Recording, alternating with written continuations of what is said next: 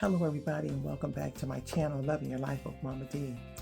Today I'm going to do a short video. I have a clip that I want to show you all because, normally I don't talk about anything concerning politics. I know people are just really sick of hearing about politics, and some people are not even watching the news. But just in case you're not willing to tune in to any of the CNNs, the Fox News, the MSNBC, if you don't want to, maybe you would take the time just to watch a little bit of Cory Booker's speech, along with what Senator Adam Schiff had to say, because it hit me right here. It hit me. I think our nation is in a very dark time. We've come to a pivotal moment where we have to really do something. We the people of the United States of America have to determine now, in this place in history, how do we want to live? Oh, I know what the Bible says. I know, we're coming to perilous times. The Bible says perilous times shall come. But God also said, no man knows the day nor the hour. He's going to come like a thief in the night. Okay. So in the meantime, while we are waiting, what are we doing? What can we do? What should we do as Christians, as citizens, as adults, as sane people in our country where we live and pay taxes and have to love our neighbors as ourselves? What are we going to do? And I believe the words of Senator Cory Booker were just amazing. It's just a little part. I just want you to hear this one part. And even what Senator Adam Schiff said. No, we can't. No, we can't go out like this. This is not who we are. So just take a moment and listen, and I'll be right back. A Venezuelan gang, and without any due process, without any process at all, taking them to some maximum security prison in El Salvador. And in fact, it would appear doing so even against the court order when the judge said turn those places around. Now, why are they encouraging the impeachment of a judge? Well, I impeached a judge here. I was the lead manager before there was an impeachment of Donald Trump, or two of them. I led an impeachment of a corrupt judge. It's the same standard of high crimes and misdemeanors. It is not a high crime or a misdemeanor to disagree in a case brought before a federal district court, to disagree with the flawed reasoning of the government. Why are they doing this to judges? Because they can. Because they can. They're going after the press. They're going after the press and saying, if you don't call the Gulf of Mexico the Gulf of America, we're going to prevent you from attending press events at the White House or on Air Force One. And why are they doing this press, this party that claims to be against censorship? Why are they doing this to the press?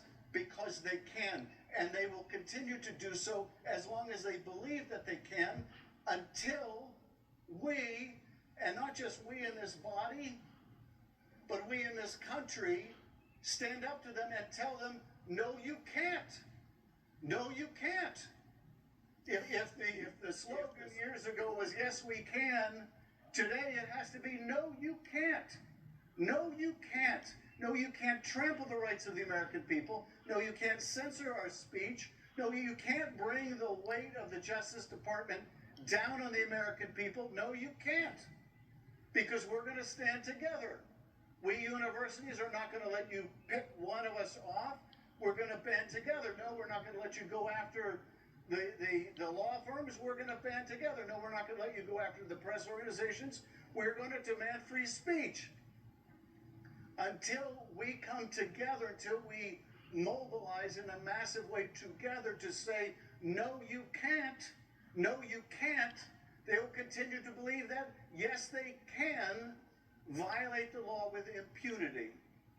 So my question. Now, Adam Schiff proposes a question to Senator Cory Booker. And by the way, Cory Booker went 25 hours. Okay?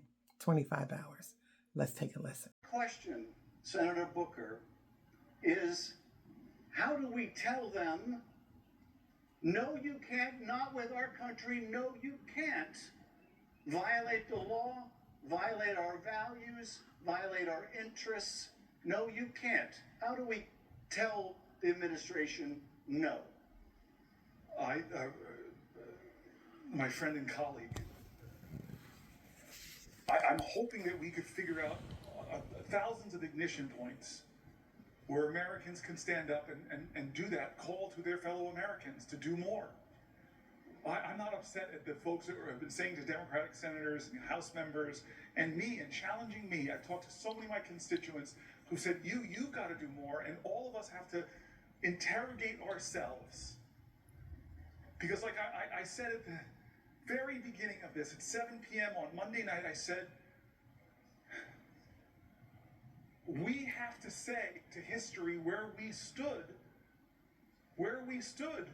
when they were coming after our constitutional principles, where we stood when they were threatening judges to impeach them for making just decisions, where we stood when they were taking law firms and threatening their business unless they came and kowtowed to the big leader, where we stood when they were disappearing people from America with the due process that even Anton Scalia said they should have. Where were you when they came after the health care of the disabled, the health care of the children, the health care of the expectant mothers, the health care of seniors? Where were you when they attacked veterans, laying them off for no justifiable reason and attacking the VA services that they rely on? Where were you when we turned our back on Ukraine?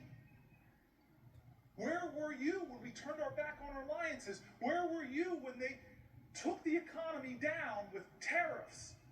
When they took the economy down by threatening it so consumer confidence drops? Where were you? How many things are going on before we answer the question, as it says in Hebrew, he ne ni. He ne ni. Behold, Lord, here I am. And so I confess that I have been imperfect. I confess that I've been inadequate to the moment. I confess that the Democratic Party has made terrible mistakes that have given lane to this demagogue. I confess we all must look in the mirror and say, we will do better. And it's not just defining ourselves what we're against. We, the next generation, as the baby boomers are leaving the stage, the last baby boomer president, we have to say that we're going to redeem the dream. We're going to dream America anew. We're going to start talking about bold things that don't divide people, that unite people. Bold things that excite the moral imagination of a country to do better, to go higher, to call us together. This is the time where new leaders in our country must emerge. I'm not talking about senators. I'm talking about citizens. This time of despair and darkness doesn't demand more darkness.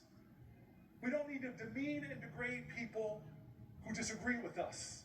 This is a time for us to do something bigger than that. Do you think Martin Luther King in Birmingham hated Bull Connor? Or said, I'm going to defeat this guy by bringing bigger dogs and bigger fire hoses? No. But he did say, we're going to be so creative, we're going to inspire the moral imagination of the nation, we're going to call to the conscience of the country, we're going to excite them about who we could be.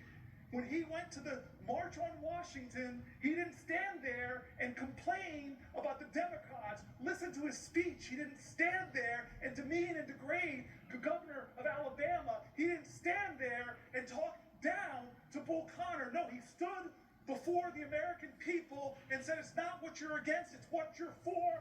I have a dream. And now it's our generation. We have to redeem the dream. We have to excite people again. He, in the highest office of our land, wants to divide us against ourselves, wants to make us afraid, wants to make us fear so much that we're willing to violate people's fundamental rights.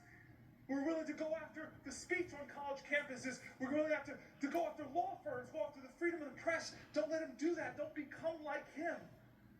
Be an American that says, I look to the future and I'm excited. Yes, things are tough right now. They're hard, they're scary, they're hurting, but we can overcome this. are American history, if it's nothing else, American history, if it's nothing else, it is a perpetual testimony to the achievement of impossible things against impossible odds. We are a nation that is great not because the people that are trying to whitewash our history, to remove great people, Native Americans, black people, and women from our military websites. I don't want a Disneyfication of our history. I don't want to whitewash history. I don't want to homogenize history. Tell me the wretched truth about America, because that speaks to our greatness. And so what do I want people to do? It starts with us, man, and you're doing it. I see courage of my colleagues. We're doing it, but we have to do more, and I'm sorry. I'm not going to be a politician that's going to say, we are going to do more for you. I'm going to be a politician. I'm going to be a leader that demands more from America.